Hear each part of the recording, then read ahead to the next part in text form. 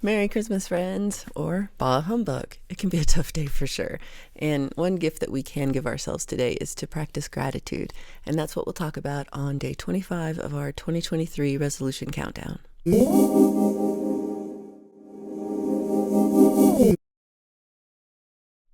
Some people have a dedicated gratitude journal where they write down what they're grateful for at the end of each day.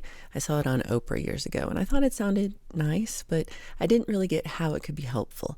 I've never really done it regularly, but I think it's nice every once in a while at least to write down a list of what I'm thankful for, just to remind me of all the wonderful things in my life and take the focus off the bad things that I'm obsessing over. One of my music mentors, Rebecca Folsom, teaches these strategies to ward off fear, not just fear of monsters or heights or stage fright, but also of not being good enough, not being wanted, not being lovable, or not having what it takes. I like them because they're physical things you can do to counteract the weight of the emotions that you're feeling.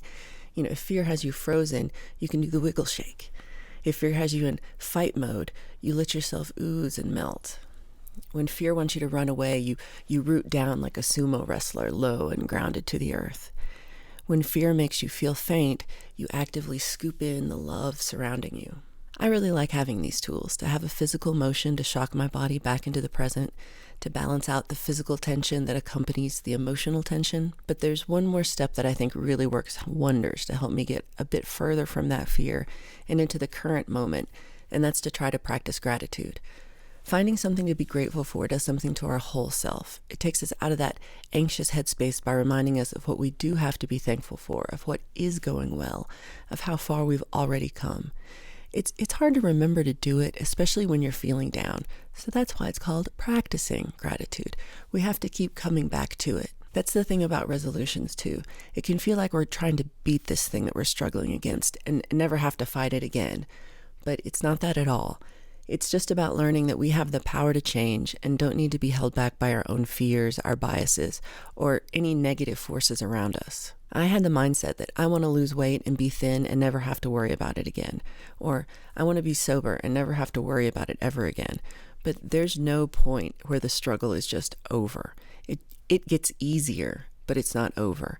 It becomes less of a battle, but it's still there. You're just stronger. You have more tools to fight it. You're tougher. You're more aware of how you're reacting and what you need to stay calm, stay focused, stay on track. I don't know if I really need to give examples of what I'm grateful for, but there's so much that I have to be grateful for. And I just want to show you kind of how I'm trying to use it. I do have some sadness about today, about missing people who aren't here anymore or who are here but choose not to be in my life. And the easiest antidote I have to that sadness is gratitude. Let me just come up with 5 things that I'm thankful for right now. And, my husband cooked me this full Christmas Eve dinner last night with all the trimmings, and he has a big spread planned for this afternoon.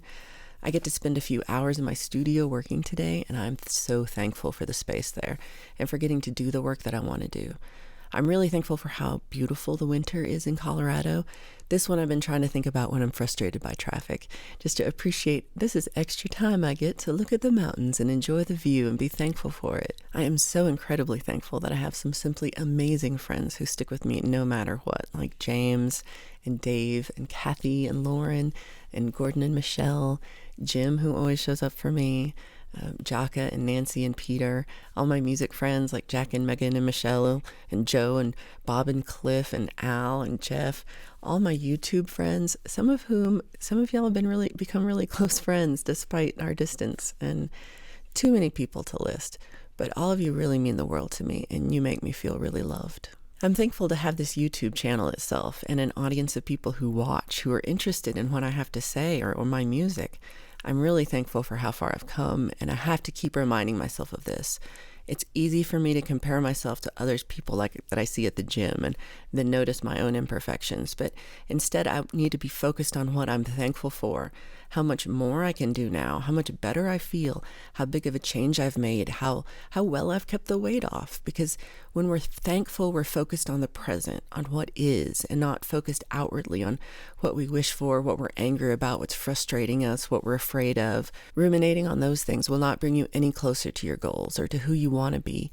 Reminding yourself of what you have to be grateful for, that will get you closer to your goals. It will lessen your own self-imposed misery. It will make things feel easier, especially the more you do it. I'm grateful for this chance to be more consistent in my walking goal, and I'm grateful to learn how to be a better communicator, and grateful for the opportunity to improve and grow and learn more. And I'm very grateful that you are here today. Thank you so much. I hope you have a great rest of your day, and I'll see you again tomorrow. Take care, friends.